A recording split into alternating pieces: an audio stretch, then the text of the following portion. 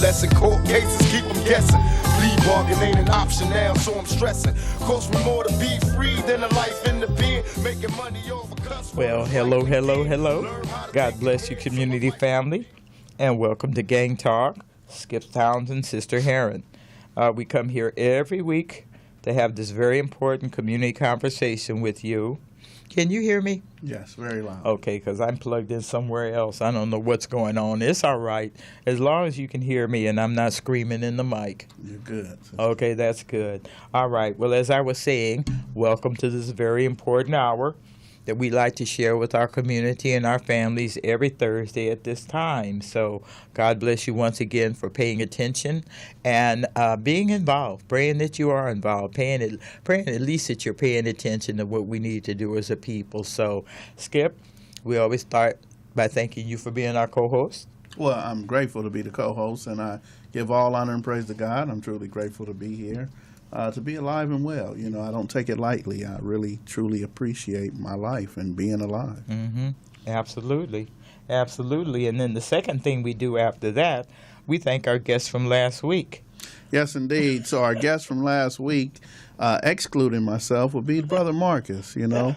And you. Yes, and myself. So shout out to Marcus. I actually saw Marcus yesterday. I was in San Bernardino and saw his cubicle, his office space, and, you know, rode in his van, his new van for his group unity. So, all right. Yeah, it was really exciting to be out there and to see San Bernardino look like Barstow, look like, you know, desert, look like Baker, California, you know, and just to think that some time ago that was a really flourishing city out there, you know, and see how they have a lot of abandoned buildings now. You know, where? People, San Bernardino. Oh, yeah. So I was out there with him, so truly appreciate all the work that he's doing, him and Heather and Gloria and everybody at the Option House. You know, grateful for him. Yes, Marcus has come a long way in the short while that he's been home. Everybody says that. It's true. Yes. You know, his story is amazing in that they took him at 17. Right. They took 17 years from him.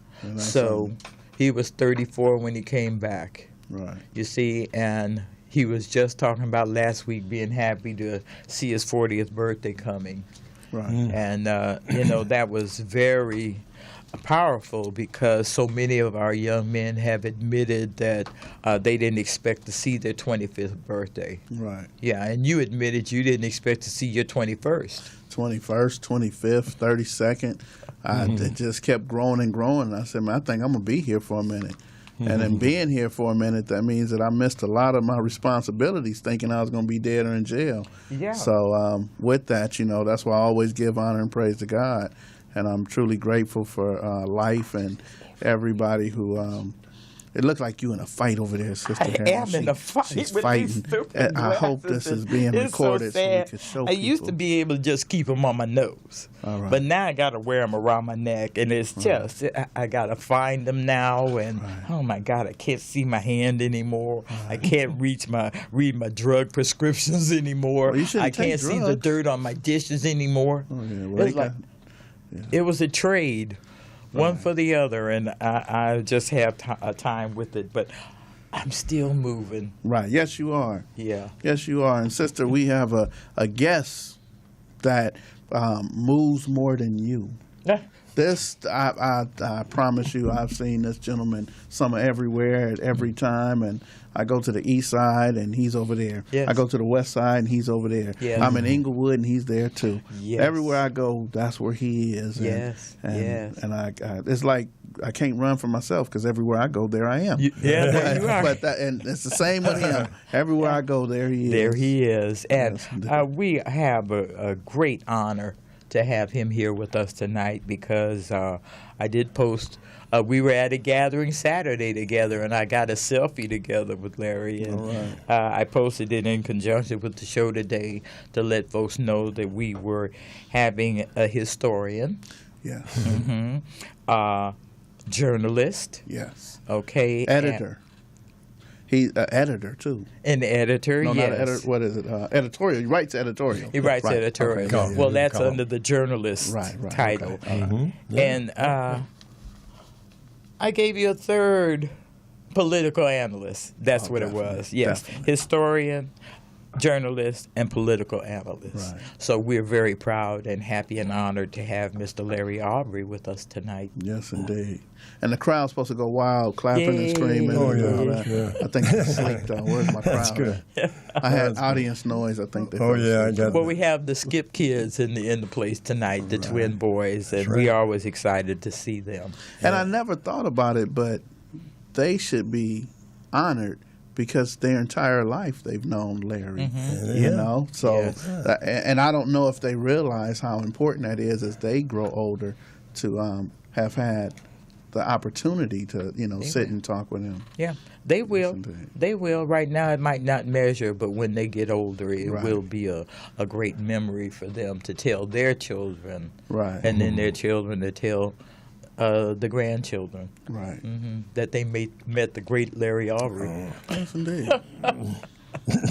Okay, now that I've inflated your head, Larry, Yeah. Yeah, well, thank you so much for coming tonight. yeah, appreciate it. No, Yeah. glad to be here. I don't know. Well, let's just get pinpointed. I told you when we came on, the first thing we were going to do was ask you to tell us a little bit about your background, Okay. where you're from, All right. how long you stayed there, when you came out here, and basically what motivated you to do what you're doing. Okay. Yeah. Okay. All right. I came out here in 1942 from New Orleans. I was 8 years old, and I came from the what they call de jure South, de jure by law, right? Segregation to Los Angeles, which is de jure, which is de facto, meaning in fact segregation. So it was segregation on both ends of the line.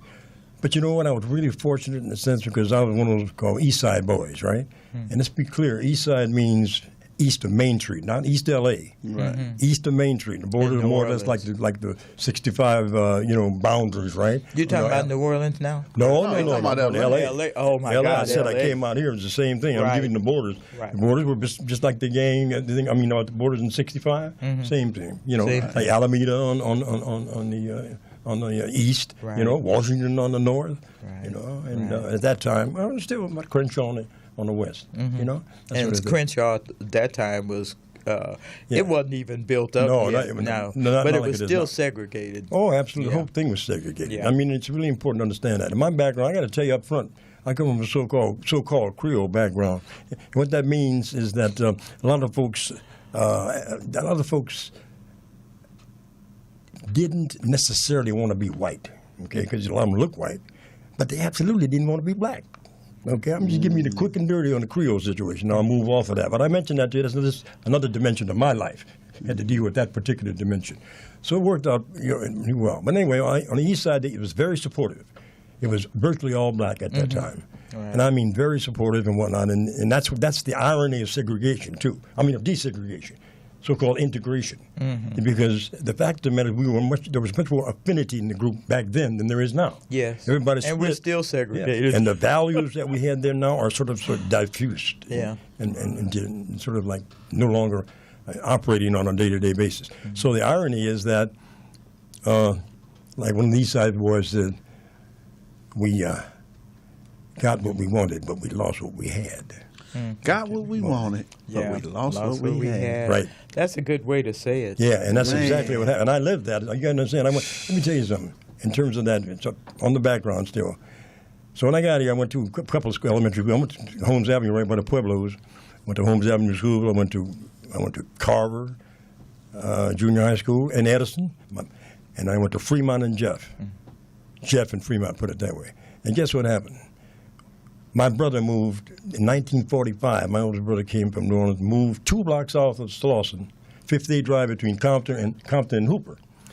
My mother takes me out of nirvana, heaven, takes me out of at Fremont. At Jefferson, and sends me to Fremont, which was hell as far as I'm concerned. Worst time of my life. Wasn't What was it Fremont. predominantly? It was No. white in those years, wasn't it? Absolutely. Yeah. What? Big signs in front. Yeah. of Wait, John hold on. C. Fremont was a white school. Fremont, the back of Fremont's on Avalon. The front That's is right. on San Pedro. That's correct. Yeah. So we're talking about, what is it, 80th Street to, 76, 70? Yes. So you mean tell me there was white people over there? It was Oh, the white. whole area was It was a white school in those Yeah. years. It's amazing to remember or even say that. I don't remember it. But a lot of people don't I know. Let me tell you. Let me tell you why. Because it was by no means was it isolated. It was the norm, not the. Not it the was the exception. norm, yeah. Oh yeah.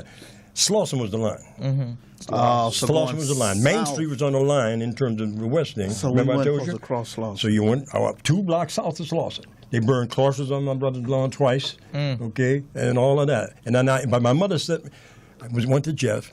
My mother pulls me out of Jeff and sends me to Fremont Y'all because listening? she thought it was quote unquote a better school, quote unquote. Worst time of my life. So Yes. socially, I had to, I'd leave school and go home. And that was it. Back to school, go home. Fremont better than Jeff.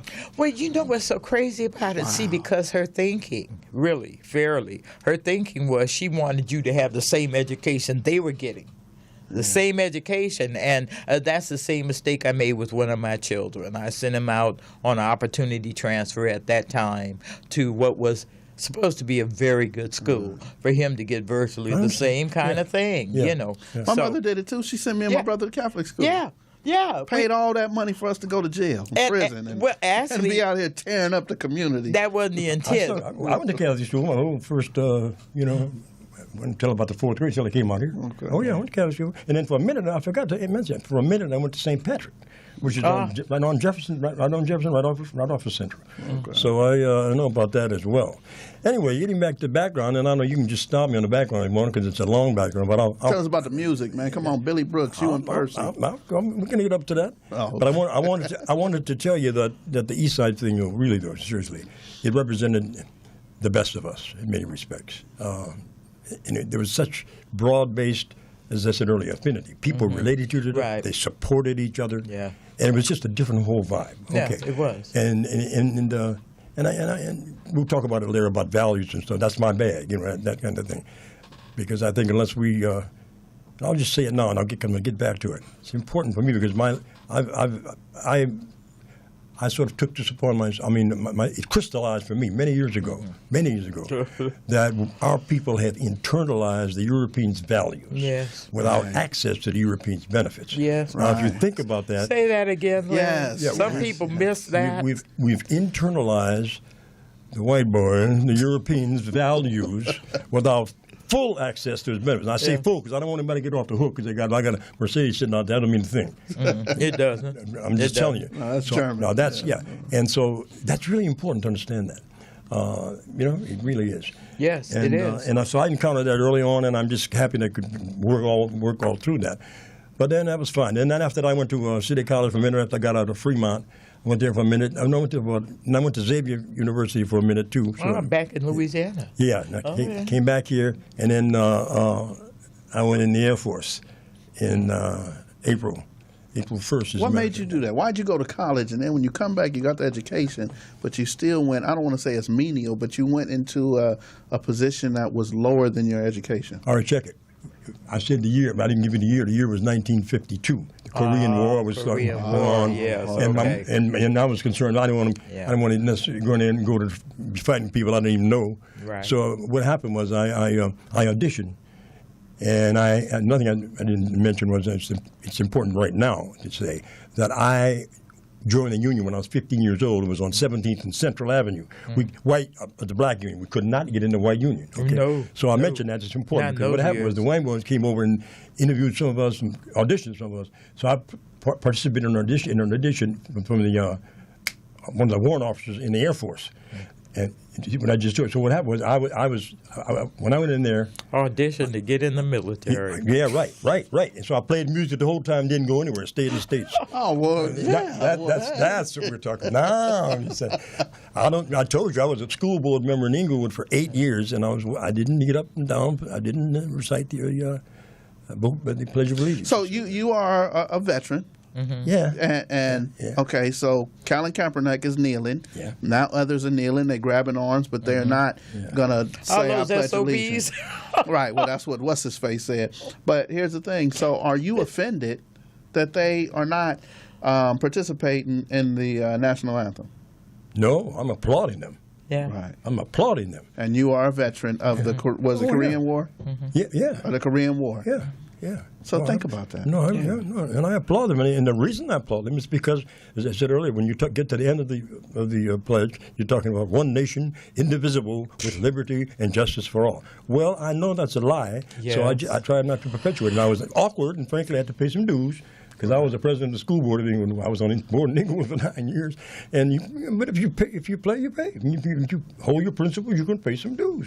But Larry, when you got here, you couldn't live in Inglewood. That wasn't like you just came to L.A., went through the war, and then came back and moved to Inglewood. I'm going to tell you what year it was. Because the Fair Housing Act was 68. Now, I didn't know you back then, Larry, but it was 68 Fair Housing Act changed. But it was 71 to 73 when they started letting them in. Yeah. So I'm going to say, because you Creole, you fair-skinned it, you probably got in early. You probably got in around 70, 71. No, I didn't get in 77. 77. Oh, okay. That makes sense. Okay. That makes sense. Fair. Do you know, in my childhood, we weren't even allowed to go to Inglewood. I'm just going to be forward with it. We were not allowed in Inglewood. They had spook hunters out there. You know what that is, right? You know what the spooks are, right? They had it then. Do I know? Oh, I know. You know who the spooks are, right? That was us. Didn't they have spook hunters in Southgate too? They have spook hunters, I know, south of the Nickerson Gardens. Mm-hmm. So I guess before there was a 105 freeway there, the cutoff, before they started allowing people to move into Compton, right. that was predominantly white. Yes, it was. And he racist. says Alameda. Yeah. So Southgate's on the other side of Alameda. Yes, racist. Predominantly white. So It was Klan country. Absolutely. It was Klan country, and you already explained. You know who they was looking for? They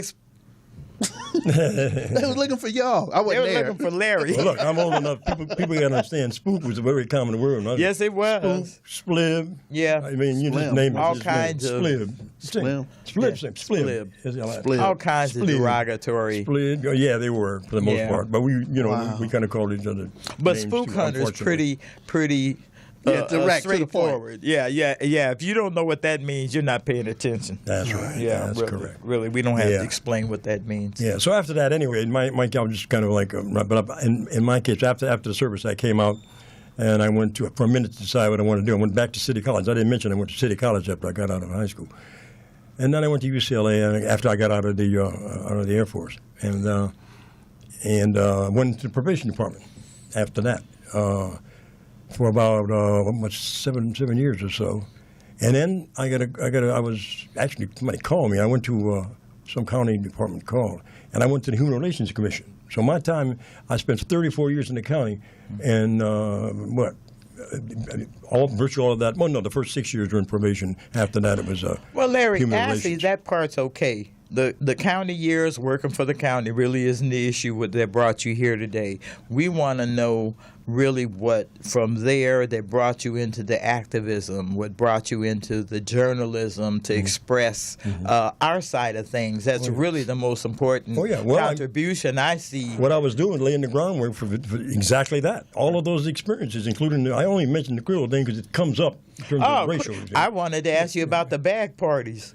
Okay, I'm not. That was real. But, You mean the hair thing and the color thing and all that? yeah, well, you know Wait, that. what? Look. Y'all got to explain to me. Y'all know I came a little later. Okay, look, I got this lesson marrying my husband and going back to New Orleans with him for the first time and finding out what the culture was and all this kind of stuff. And Dale's sister just loved to give me the blues, call me Passe Blancs.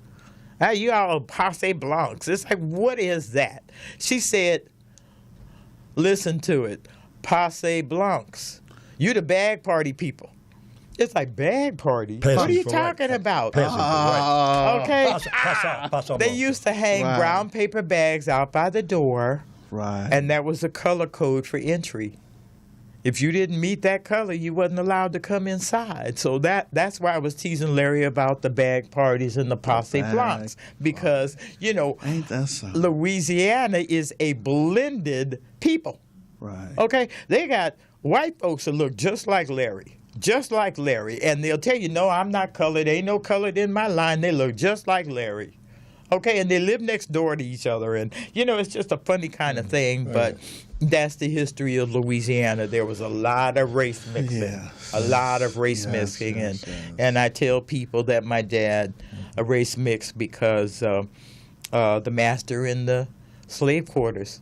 Mm-hmm. Master in the slave quarters. Yeah. So that was very common back there. Very common. Yeah, so it was. Yeah. And yes, by the all of this. I mean, I was saying it, I was giving you the background. It all leads to that because earlier on, I didn't mention my whole family was Catholic, and I plugged out kind of early in the game. That's another story, but I could not understand. And back then, I wasn't intellectual. Just in my guts, I just couldn't understand how Catholics could talk about other people not being able to go to heaven and stuff. Now, you got to understand, this is the Deep South, and we got a different catechism than the white folks did, see, because the Catholic Church itself was racist. Yes. And that's life in a big city. But those are the kinds of things. And when I came out here, the same thing out here. People were talking one way and acting another. But so I questioned early on, the whole thing about the segregation, what it means, and I rejected this whole thing about skin and color for this Creole business, because if it wasn't black, it wouldn't be a problem. You see, so the black thing was the problem. And I mentioned earlier that quick and dirty on the Creole thing. But what happens is I plugged out for a long time. My kids didn't come up in that culture. And I regretted that in a little way now, only a small way, because they came up in a good way. But there is, myself, I accept my culture. I'm proud of what I am. See, but I'm black first. You understand? Black first, because that's important. Our history, our background is something that nobody can denigrate, as far as I'm concerned. Nobody can denigrate that. We were here when the white boy was in caves. Okay. Well, we had a civilization then. I'm just telling you, yes, what brought me here. My feelings about all this stuff brought me here. And I worked as a probation officer. I worked with Hypes in the 60s, man. It was the toughest gig I've ever had. The cats, most of them were on heroin. Right. Most of them were on heroin back at that time, but a lot of them weren't doing meth. Meth was on the scene, and of course, the pot was always there. And back then, pot could put you in the joint. Right. Well, so, back in those days, those drugs weren't as predominant as the crack epidemic. Okay, because there was a certain. Well, there's always been a stigma against heroin, always, and that was the fear that my parents raised me with. You're going to be a heroin addict, you need to, so they used heavy scare tactics for heroin. But then other drugs had creeped in and just changed the whole dynamic that there's so many drugs now. Oh, my God. New stuff that have people bug-eyed and rolling around the street and taking their clothes off like Sherm used to do. Oh yeah. Right. Oh yeah. Sherm was another thing that. Yeah. That was my era. Yeah, you don't play with that because that'll make you think you're Superman. Yeah. Yeah, So we certainly had our share of that, but there was a time when we had personal responsibility and took control because we didn't want our community to go down that dark hole. Yep. And that kind of changed after the Vietnam or during the Vietnam War with such a huge increase of heroin use in Harlem. Yeah. So well, anyway, the bottom line in terms of how I got where I am now and have been for a long time is that I realized that early on that the status quo was not in my best interest. Yeah. And that the country was, basically, and the leadership and so forth was lying to us. And this is a gradual thing. There was no light bulb came on. I mean, this took time, but it didn't take too long. By the time I was about 17 or 18, but after just by the time I was going in the Air Force, I mean, it's when it was crystallizing, but I knew it was happening. See, remember, I mentioned the Fremont experience. I forgot to tell you about Fremont. Big signs in front. Community was involved. Big placards in front. No niggers. Oh, no niggers.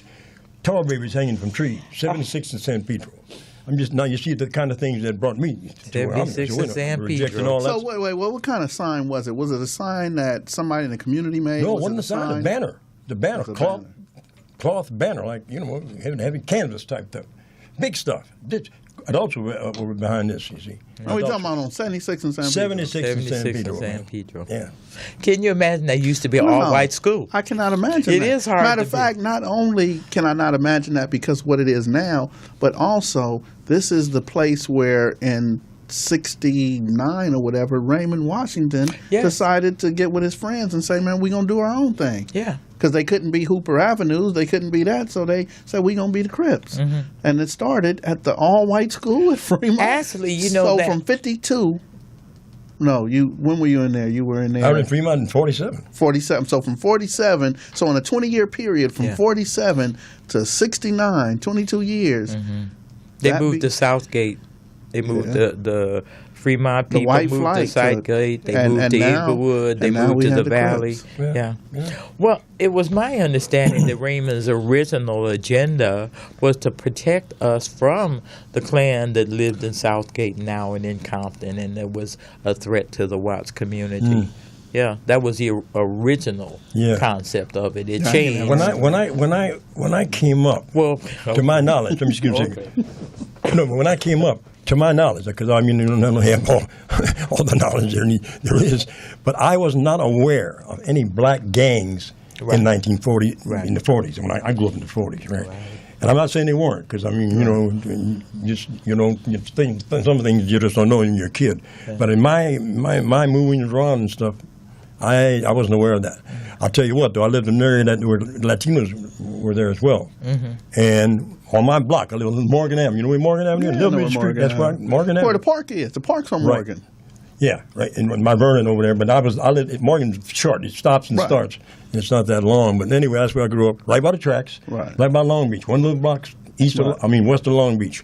Okay, and that's what it was. I mean, Latinos were there, but blacks and Latinos got along pretty well. But if you remember, the Pachuco thing came out too way back in World War II. Well, I went through all that. I sold papers downtown when I was 10 years old on Main and 7th and Main. And so I saw some stuff that, I mean, I had to even turn my head, change, Pachucos and Mexicans. Then you can Mexicans and Pachucos, they are at it. And so I witnessed all of that stuff. But I mean, I getting back to my primary thing was that I did not want to perpetuate the conditions that I saw and that I lived in. I did not want to do that, and so I just, in my own small way, that's why I took the call I had and went to Human Relations, and I left, but I stayed with the county.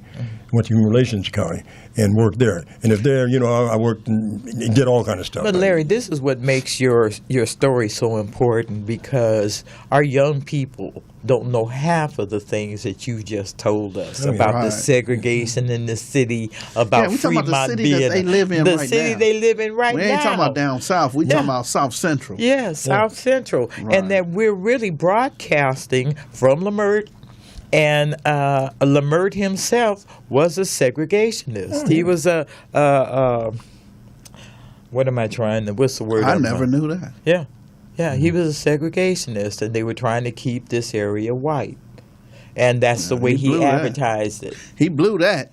Well, we moved in when they moved out. You know how it went. Black folks moved in, then the white flight started. I'll interject a comment and it took to break that covenant to get us the opportunity to move next door. Right, that's the point I want to. We talk later on. We can talk about that. That's the irony. That's the contradiction almost of the segregation versus desegregation. We were closer, more respectful of each other and so forth during segregated times. Is that what you mean when you say we lost what we had, but what did you say? We got what we got, but we lost what we had? We got what we wanted. Got what we wanted. Wanted it badly, too. And we lost what we had. But lost what we had. Yeah. That's very important, because I'm going to tell you something. To me, you guys have heard me say some of this to cease fire, but let me tell you something. To me, right now, most of the people I encounter, our people, I can't say most blacks, but most, and I've been around a while, about, and doesn't mean I know a lot of people. Most blacks that I have a problem with being black. You know what? I'm sorry. Sorry. Don't be sorry, because it's true. That's to back matter up of fact, they're going to want him in there. Remember when he said he didn't want to be black? Remember he said that? Leave the baby alone. He's still growing. He ain't a baby. I want to talk about the adults now that are engaged in this bleaching. They're engaged in this self-hating bleaching. Right. And it's not just troublesome, but the fact that You have a following. You have young people that admire your work. They follow you. They hang off of your every word. And this is what you bring back to them. I hate my color so bad, I'm going to bleach it away. So, we have two things. We have that Dove ad that, you use their soap, and when you pull your shirt off, you change colors completely. Well, somebody put that ad on Michael Jackson. Wow. Yeah. They put Michael Jackson's face on the girl. sister's face, Right. and when you pull the shirt up and it's the white lady, well, here's the white Michael. Right. So somebody did him a disservice about that. And, but do you think somebody did him a disservice, or do you think that he played a part in it and stuff that he was doing? We talk about vitiligo or whatever the disease is, and or do you just because there are others who have done it as well. We got Little Kim and some of the other celebrities who don't want to identify with that. And what you just said, as I was growing up and I went to Catholic school, there were so many people who were light skinned, and I just knew they were black because it just felt like they were black. Mm-hmm. And they would say, no, we're Creole. We're Creole. Our family is French. And I'm thinking, like, man, y'all just... And then the Samoans, one of the Samoan fathers told me one day, because his son kept saying that he wasn't black, we Samoan. And his dad turned around and said, man, Samoan is just Samoanish. So you need to understand that. Samoan, because that's all Samoan is. So stop separating. Y'all the same. Stop separating. And you know what? That's the truth. It's the truth. Let me just say this, because I just thought about it. In the car today, at some point, I had it on, when it runs the KPFK probably. Anyway, I'm listening, and they had Joy DeGru on there. And she's the woman that's got a book called Post-Traumatic Slavery Syndrome. Okay. And some of the stuff they're talking about right now, she lays it out, and she's very good at it. And see, the tragedy is that a lot of our people just feel bad about themselves simply for being born because they bought the okie doke. Yes. It's different. See, and the problem is that the internalization of values that are contrary to your own interests is a real problem. Yes. Because to move, if you buy that notion, that theory, it might be, I don't think it's a theory at all, I think it's reality, but I call it a theory. If you buy that means to move on the system is to move on oneself. You don't have alternative values. Our values are individualistic and materialistic, just like the white boy. But we don't have the white boy's access. What does that create? It creates fear. It creates ambivalence. In other words, you don't know what's going on. And that happens to a lot of our people. And I ain't talking about poor people only now. By no stretch. I'm talking about people in high places. What do you think? For example, we've had a long time situation with immigration in L.A., and in L.A., until this Dreamer thing came up about the Dreamers and whatnot, our black elected officials didn't say a thing about it. No. Right. And yet it was impacting the black community. And I'm not saying it's all negative because I'm not anti-Latino at all. Well, nothing should happen at our expense. There should be no immigration and all that unless we are equal participants at the table, at the decision-making table. Okay, and I agree with everything you said, Larry, and I'm going to start and stop with 12 million. I'm going to start and stop with a head count, 12 million. You like to throw that number around and say, well, we got 12 million undocumented. How does that happen and nobody notices? Nobody saw a thing? Come on. It's game playing. It's game playing. Let me tell you who noticed. Everybody who went to County USC Hospital and used to have to wait 4 and 5 hours, but now they work 2 and 3 days. Anybody who went to LA County Jail and the process now takes longer, and now we're places where we can't even understand. We go somewhere and if it's a race riot, then it's 100 people in there and it's only 12 black. Right. So we've been noticing, but but what Larry said is I don't want to be anti-Latino, but at the same time I need to say I'm not anti-Latino. I'm just pro-black. We're not trying to be anti-Latino. The problem is the migration was not pro-black. It was not black inclusive. And I really don't want to harp on that because this government it's another thing played against us in that the bilingual thing hurt us in the workplace. Hurt us in the workplace. Skip, and let me say this. In the classroom. In the classroom, too. And let's not leave out the years that there were so many kids caught up in this that the city actually implemented a thing called a certificate of completion. Right. You're not going to graduate high school because we don't have enough class space for you. We don't have enough teachers, but we need to move you out. So they came with this novel idea called a certificate of completion, just to get these kids out of the class, keep them moving. Now, what folks didn't realize when they accepted that, you just pigeonholed yourself.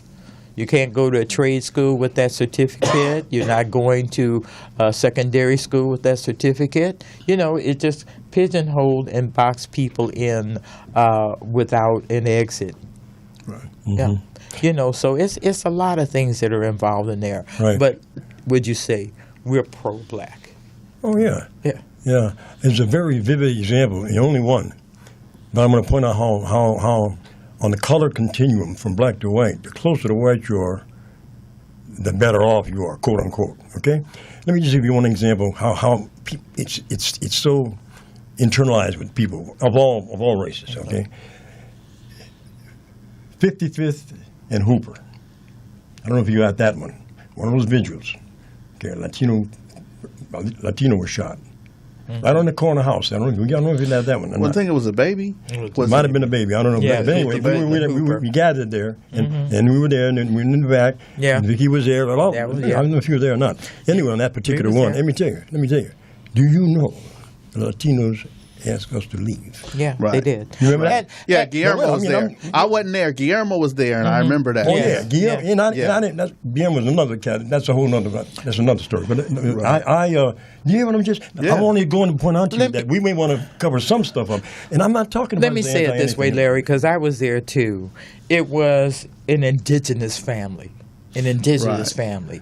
They did not have a problem with us being there. As a matter of fact, they were grateful to see that people from our community cared about them. It was the leadership that organized that vigil that asked us to leave. Including the city of Los Angeles. It wasn't the family. Okay, let's be real now. Yeah, let's be real. Like it is now. It was a guy that wanted to be the leader of that community, asked us to get to go. Right. Well, he asked us to go. And what was so offensive about it, we were there because Adela Barajas had asked us to join her. Right. Yeah, And I know. Adela has been in this movement forever. And she Since 2007. Yeah. Yes. She represents for her people and her community. Well, this man asked her to leave and take us with her. Right. Kind of thing. So it was very frustrating. It was offensive. We came there for the right reasons. Right. We came for the right reasons. The family received us, but the people that wanted to be the leadership at the time. So that's not addressed. It's not addressed in North Inglewood. No. As I stated earlier, probably off the air, that there is a war going on in North Inglewood. And there's an email that's coming out that came out from the city, and it's alerting Inglewood residents that there is an issue. And it says all blood gang members will be, targeted by this Latino gang. But that's not the case. It's not all blood gang members. It's anyone of age that is black who appears to be comfortable in that community is going to be targeted by that certain gang. There's an area just east of La Brea, west of La Cienega, north of Jefferson, where it's the same thing. Oh, my God. Yes, behind the Jack in the Box, that area. That area has since been taken over, and those individuals now who are African American call and check in to let them know that they're going to come see their grandmother, whatever. They call people from over there and say, hey, man, let your folks know I'm going to be at my grandmama's house. It's nothing. I ain't coming to start nothing. You got to get a hall pass you got to get come a see hall your family pass, now. and I got a problem with that. I got a problem with anybody look like me. Got to call somebody don't look like me to ask permission. Because if they say, nah, now's not a good time, it's going to be a lot of us out here and they'll probably get you, then that means I got to ask permission. Yeah. And LAPD knows about this. Yeah. They know that situation goes on. Not only that, let me tell you about the young lady that was just shot. She's at her family's house on 59th and between Compton and Central, or 69th. I can't remember what street it was, 69th. And she's picking up her children and her boyfriend is putting one baby in the car, or her husband rather, they were married, putting one baby in the car, and they came and told him, you got to go. You got to go. You got to get out of here. And he said, man, I'm glad you told me, and didn't come shooting. He said, man, we're going to get our kid and we're going to go. Yeah. The problem is he is black and she was Latino. Oh. So when they got in the car and drove off, he's thinking it's over, it's cool, but they followed him to 83rd and Central, shot up the car, and it's no coincidence they shot her. No, it's But no they could have shot the babies, Yeah. could have shot him. Yeah. They shot her, she died. He got shot too, but she died. And it was, to me, targeted. Like, we going It to was. teach you a lesson Yeah, it because you was. should not have been with him. Well, you know what? See, and see, And Larry, we talking about weeks ago, like 3 weeks ago, a month ago, not years ago. that problem came with the migration. Those terrorists came with the migration, all right? And, as Larry was saying, we used to live next door, side by side. I told you my dad used to work downtown with nobody but Hispanics because he couldn't work anywhere else as a black man. He spoke fluent Spanish. Because of that, he had to, that was his work area. So we used to get along with East LA.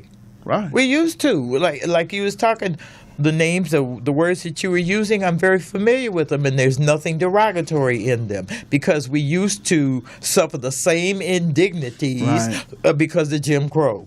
All right, and because of segregation. But when the migration happened, there was a different attitude that came with them, a different attitude. And I'm sorry to say it, but, there's a certain sense of entitlement that they carry, that we're going to now occupy this space, and you people of color, you colored people got to move. Right, go yeah. So somewhere else. I don't have a problem when someone addresses the government. I don't have a problem when someone challenges the system. Yeah. But when you challenge the oppressed people, Yeah. when the oppressed people are being challenged, now I Yes. have a problem with that. Yes, and in the migration, let me say this last thing. They work a clothes shop. They work a clothes shop. They will not hire a black man on any job that they're working. Whereas, when my dad worked, it was equal opportunity. We don't care as long as you have the work skill, you can work here. But that changed. They closed the shop on us. They won't hire black folks. Right. They won't. And this is another thing I want to talk to you about, Skip.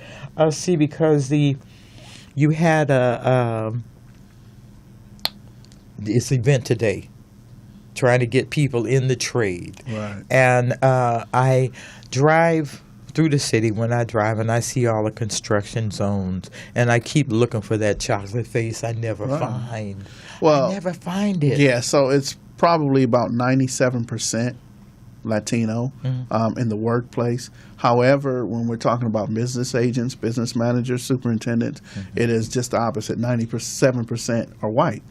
So there are plenty of blacks out there, but we don't make up the same numbers in the apprenticeship, in the journeyman, and we definitely don't make it up in the higher ups. However, even the project that's going on down Crenshaw, there were 2 African-American iron workers, one from 433 and one from 416, which Jesse Hood was a part of, and they purposely put them on Crenshaw.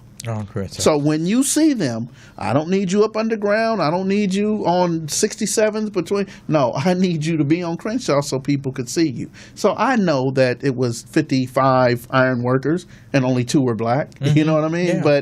But my problem comes with. And Skip, I've never seen those 2.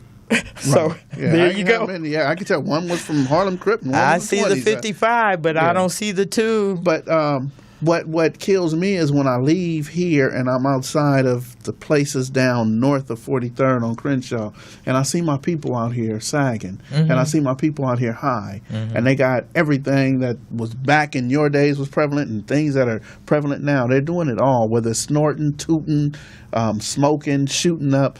And that's what gives me the problem, because what happens is most of them will say, hey, Skip ain't never did nothing for me. He ain't never got me a job. Right. That's what kills me, when there are different opportunities. Now, I agree that I don't want to make people slaves, and working for major corporations, like how we had Taco Mel and Craig, the fries man. I want everybody to be entrepreneurs, really, if they could, so we could support them. But it's just so difficult to get some of the people to even contest how many Hispanics and Latinos are in these positions. So power isn't given; it's taken. Yeah. You know, That's why we need Larry. We need to clone you. Let me say something. I got to tell you, you got to watch it. I don't mean you, but we have to all watch.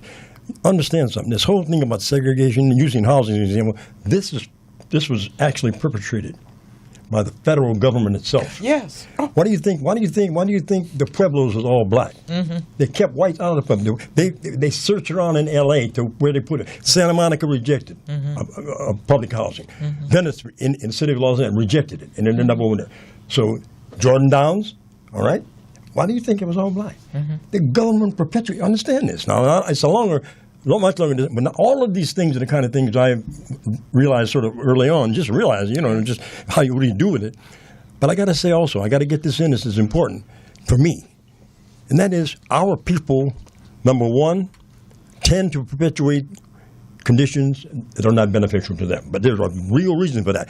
The primary reason for that is racism. Mm-hmm. Let's be real clear about it. Yeah. We're 3/5 coming on the Constitution anyway. We're full human beings, number one. Yes. Number two, that internalization I talked about is still with us. Yes, it's still with us. You Yeah. the Post-slave the post right, and the dude out there, the baddest, the most raunchy, blah blah blah, is probably you can't find his ego with a big magnifying glass, right? It's so small. Mm-hmm. I say that to you. This is the insidious byproduct of slavery. Yeah.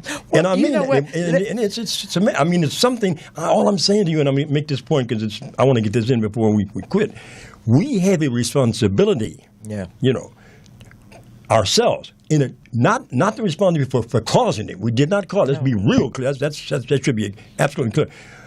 But the only way, there's nobody gonna get us out of this but us. No, but us. We need some allies too. Yes. But that's what I work on. Now, I'm co-chair of the Black Community Clergy and Labor Alliance with Dr. Maulana Kringer, right? And I say that because my stuff now has been for many years unapologetically black. Mm-hmm. That's my focus. I mean, unapologetic. Yeah, nobody's going to get us out of our. No. But look, the schools are so bad in this area now. Even in Audubon, Skip, they should be. Where are the picket lines? Where are the picket lines? Why don't they shut them down? Where are the parents? Wait a minute. That's right. They don't have them. They not don't at have Audubon. them. It's 80% foster care. 56%. Crenshaw is hefty too, almost 50%. And Crenshaw, listen to this. When you talk about the whole thing about sort of good is outside of ourselves. You know how damaging that is? Mm-hmm. Good is outside. People leave Crenshaw to go on there, and Westchester got more black than anybody these days. Crenshaw now has a little over 800 students built for 2,000 or 3,000. Mm-hmm. Do you understand that? Mm-hmm. We're fleeing from ourselves. Well, you know what? Wow. People on the hill looking down too. There's black folks too. What are you doing on there? Right. As though they were not part of. We're falling through the cracks. Anybody else? We're falling through the cracks that were left open for us to fall through. I mean, this is not coincidence. Larry, when you look at our history, and I wanted to interject that Woodrow Wilson segregated the government.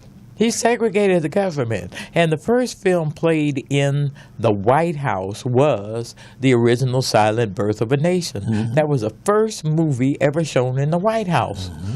Was that race-hating W.E. Griffith silent film about the Klan. Right. About the rise up of the Klan and that sacred woman that some black man touched, and we're going to have to go kill all these people. You see, that was a film that Woodrow Wilson, and then he segregated the government. So really, where do we bring our fight, and how do we bring it? Because we got to fight. Like you said, nobody's going to fix this for us but us. I think we have to, number one, there's no magic wand. So, we're talking about something that took a long time to develop. And it's going to take a long time to get out of it. But number one, it's going to have to be with leadership. It has to be our leadership, black leadership. I think we're going to have to establish what I call explicit common ground. Somehow these leaders are going to, by that I mean they got no assumptions. Mm-hmm. See, in the old days, not that long ago, the old days for you guys, but not that long ago for me. Second World War, not second. Let's talk about Adam Clayton Powell just for a moment. Okay. Adam Clayton Powell is a black man who represented Harlem, etc. All right, he had some other than blacks, but he was elected by blacks, and he represented blacks. Mm-hmm. We got people in L.A. Blacks in L.A.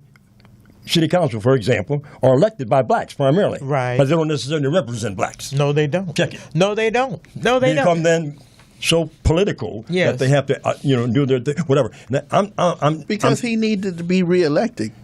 yeah. I'm gonna say him. He needed to be reelected.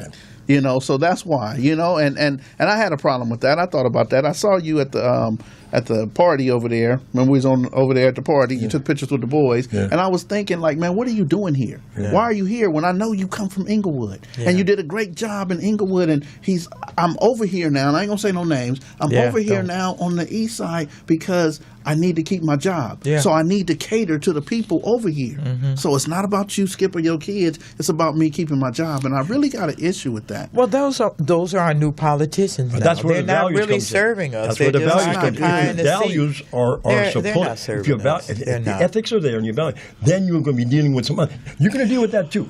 But the question is, Wouldn't what is you your say we foundation? pass ethics and value in politics when you look at who's occupying the Absolutely. White House? Ugh. That when is- you look at Congress, what do you expect from these local those- people when you got fools at the top? That's right. That's Ugh. right. Let's get on that. And it's not going to happen unless it boils up from the bottom. Well, come on.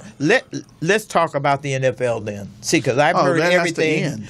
Well- We have to end the NFL. They're doing it for money, and Yeah. they're not respecting the players. Yeah. The players are now modern day slaves. Yes, they are. They run around with their shirt off to see Yes. who's the fastest, Yes. who's the strongest, Yes. who's this, and then they're picked, they're chosen, and sometimes they're sold off to other teams. Yes, they Go are. move to another city, Yes, they and are. you have to be there within 2 weeks, Yes. and you got to Yeah. show up or you're going to lose money. That's right. So Yeah. it's the modern day Right, slavery. right. Yes, it And is. a major concern of mine is, will it be sustainable? Okay, is that going to happen? Already, somewhere on the knees now are not a class with the owners doing like Right. this. So I'm trying to say that Right. let's see, sustainability is the name of the game.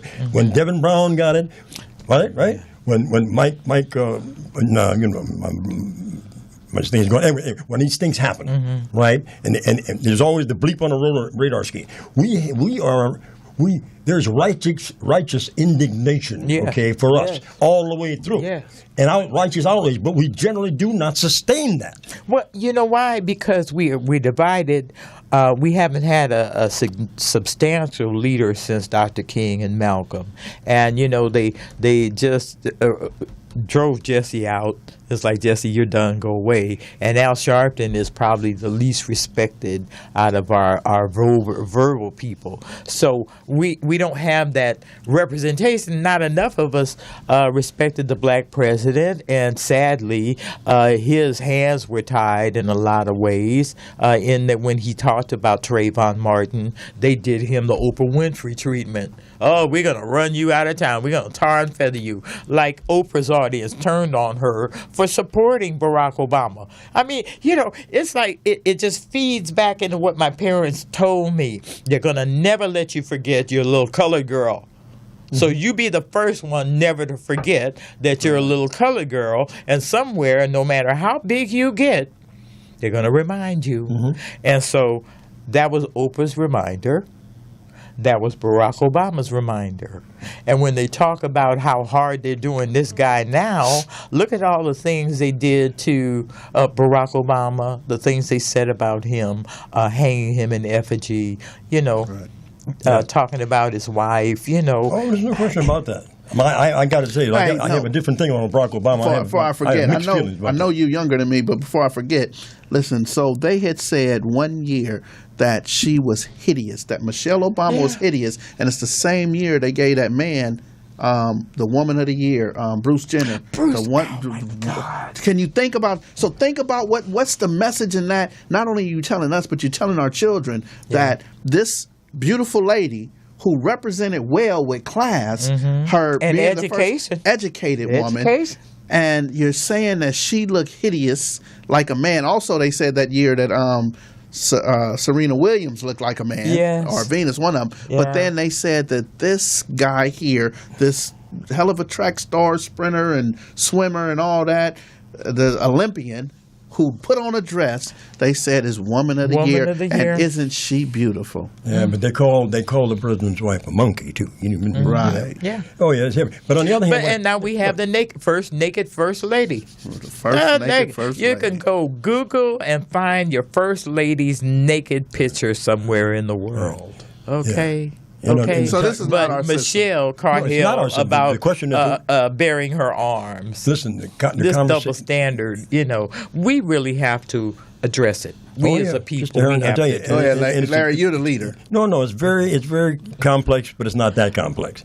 We have to do it. We have to take the lead in this, Yeah. and we have to we have to demand that our leadership, do. Now that's very difficult because of the values thing. That's why I mentioned the value. I know I'm talking at a kind of a fundamental level, but I'm telling you, if you don't feel the need to change or don't know how or don't know where to go or whatever, you can perpetuate these conditions. Yeah. So all I'm saying is that we have to put enough pressure. No, before the pressure, we have to gather enough people who are dissatisfied, sufficiently dissatisfied to behave differently. Okay, that's what we got to have. Enough. That's what we have. So then we have little clusters, get people who can then join, and we become then a political, potentially at least, a Movement. political movement or force at least. Yeah. Right now, that's so scattered, it's not happening. Well, you know what? And it's so crazy. The NFL, actually, these colored players are the ones that are showing us that we need to unify, because this is a direct assault against the owners and the owners' desire just for you to just go play ball. I don't care if you get hurt, win me games. I agree with It's about getting the money. It's about the commercials. I don't care about your issues. Just win games. And this guy in Texas with this fake stuff, and he's threatening players, has provoked me to suggest that all the African American players take a knee, all of them, that unity we need. And I've had people say, oh, well, I'm not going to tell him to take a knee if it's going to interrupt his paycheck. It's like, shut up. That's the values Shut again. up. I'm telling You're you, sitting same here values as the selling white out boys for money. You get the same values as the white boys that are oppressing us. Okay. Yes. And I'm want to, and I'm hopeful, just hopeful, that the black NFL players, right, will sustain Yes. that discomfort, Yes. that outrage. Yes. I hope they sustain it, because Yes. that's really, otherwise it's just going to be what we call a periodic thing, a bleep on the radar screen and then back That's to the exactly norm. what they're trying to make it. Oh, a yeah. blip on the radar screen. And let's go back and play ball. See, and they're really trying to do it by force. They're trying to do it by force. You see Sports Illustrated put all these black players on their cover, everybody except Cap, and he's the one that started this kneeling thing. And he didn't do it out of disrespect of the flag. He did it out of disrespect for law enforcement, killing black men with little provocation. That was really what it was. He was enraged, like all of us were enraged about Michael Brown and All of them. all of them. So many, Okay. so many. Yeah. Philando Castillo, Yes. Sandra Bland, Ezel Yes, Ford. Tamir Morris Rice, Brown. 12-year-old. Yeah. Come on, all of them. And so the NFL told him, we don't care, shut up, just play ball.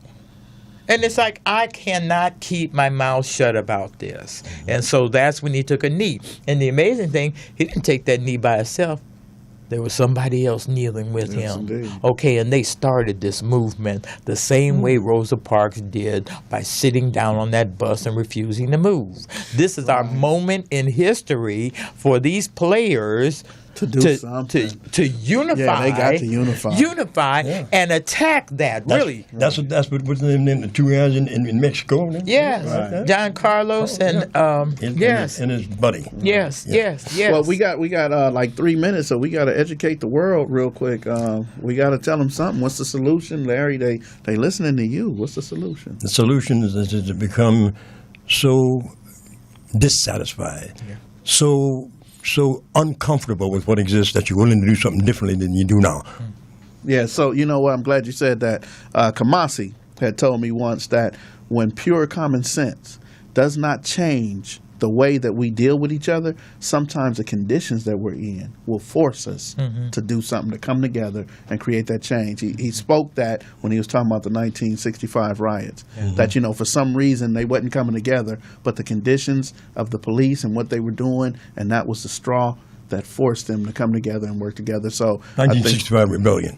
rebellion, right? Yeah. When I say riots, Yeah. Yeah, it was a It's all right. rebellion. It's okay. I call them a No, revolt. Even Yeah, it's a righteous- revolt. Yeah, it was a revolt. It was a rebellion. It was, yeah, go ahead. it was. And so was 92. right? Same thing. So you the know, struggle is every day. That's my last Every day. comment. The struggle It is every day, and when hopefully we can just expand the cadre of those who, one, care, and two, are willing to do something with that Right. caring. right. And always keep your head to the sky. Thank you, Larry, for coming. God bless you, honey. God bless your community family. Thank you for listening, and we'll be back next week. Oh, went by. Fast hour. Okay, come Oh, on. you want to be in the picture? Come on, baby, get in the picture. Right. All right. Two of them. I mean, stop dancing. All right. And stop smiling, man. That's all right. We smile together, huh? It's all right. Yeah, all right. Yeah.